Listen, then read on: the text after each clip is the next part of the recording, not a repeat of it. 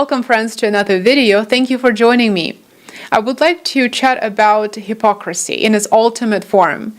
What inspired me to discuss this topic was a recent statement that was made by the Foreign Minister of Hungary, Szijjártó. I watched his speech and I was really surprised how straightforward and direct the Foreign Minister was. I will share the video with you in a minute so that you can judge for yourselves. The Foreign Minister very candidly discusses how European countries were put in a position to forego some of their national interests for the sake of waging an economic war. A decision that already backfired, that came back to haunt them. And while Hungary and other countries in the EU and the greater North Atlantic community stopped importing cheaper energy resources directly from Russia, they have resorted to buying the same exact products at a higher price from a third party, from India in this particular case. This is an excellent example of hypocrisy and double standards, and it is really important to be aware of this because this is one of the major contributing factors to the economic decline in the EU and Europe in general.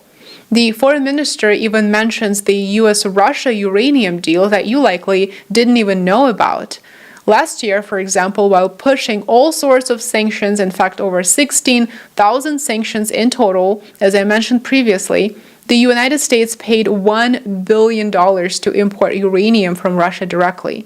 And while there's absolutely nothing wrong with continuing to do business, we should continue to do business with other countries and support free market. In fact, allowing trade ties to disintegrate completely would be an extremely high cost to pay and would be disastrous to all those countries that do not produce vital resources for their own consumption. For example, many European countries, but the general rhetoric is very, very deceiving, and the public doesn't really know what's going on behind the scenes. Szijjártó pointed out that Western countries are effectively circumventing economic sanctions that they themselves put in place. The Foreign Minister also mentioned that before the war, the share of Russian oil in India was below 1%, so it was practically non-existent. Now it is very close to 40%. You likely don't care how much oil India imports, but here's the catch. Here's why you should care. Before the war, Europe did not buy Indian oil.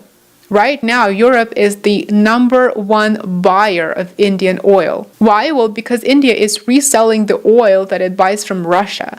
And since Szijjártó says Hungary is not one of those European countries that buy oil from India, others in Europe are buying it. And the ones buying oil from India are the same exact countries that refuse to buy oil directly from Russia. So how does that make sense? Do you see how it works now, the level of hypocrisy?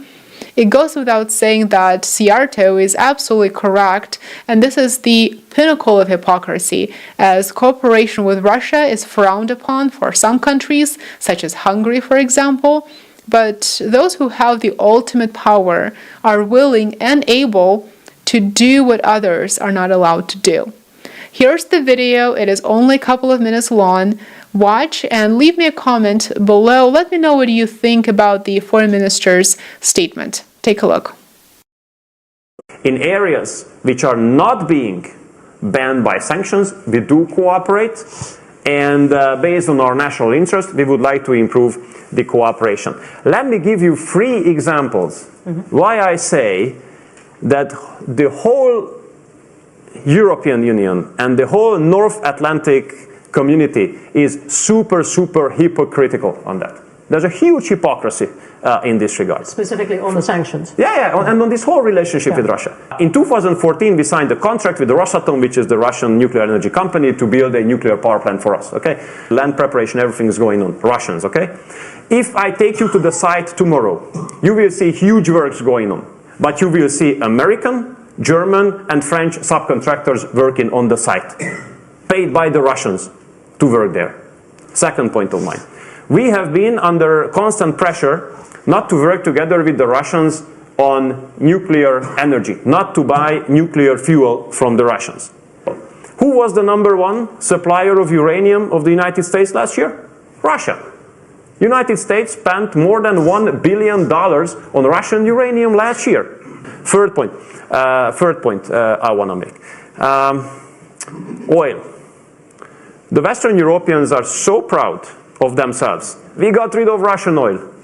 Share of Russian oil to India was below 1% before the war. Now it's very close to 40%. Before the war, Europe was not buying Indian oil. Now Europe is the #1 customer of Indian oil. Indian oil, okay? So, and since we are not buying it, I guess there are others in Europe who are buying it, and those must be those who say that they are not buying oil from Russia. So when it comes to cooperation with Russia, I understand it's very easy to say that, Szijjártó is friend of Lavrov, Orban is meeting with Putin, you Hungarians, you are, traitors, you are the propagandists of Kremlin. Very easy to say. But when you look behind the scenes, you see that those who are accusing us, they are making much bigger business and much bigger deals with the Russians than we do. Crude oil is not the only Russian-produced energy resource that Europe has been buying. Europe has been purchasing more liquefied natural gas, LNG, from Russia than it did prior to 2022. For example, in 2021, nearly 34% of Europe's natural gas came from Russia. According to the EU Commission, that has been mostly replaced by gas purchased from Norway, about 30%. However, Russia is now the EU's second biggest LNG supplier. LNG imports from Russia accounted for 16% of the EU's total LNG supply in 2023, which is a 40% increase compared with the amount that was sold to the EU in 2021. France, Spain, and Belgium have been particularly big importers.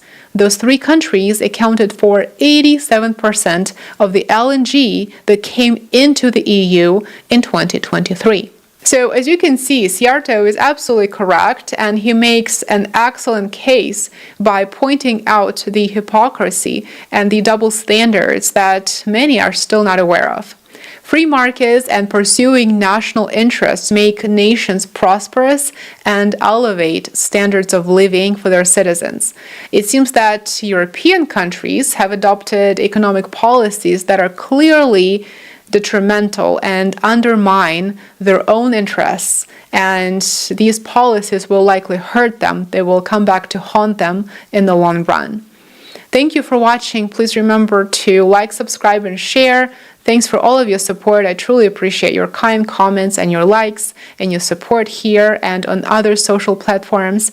And I will see you back here tomorrow. Enjoy the rest of your day.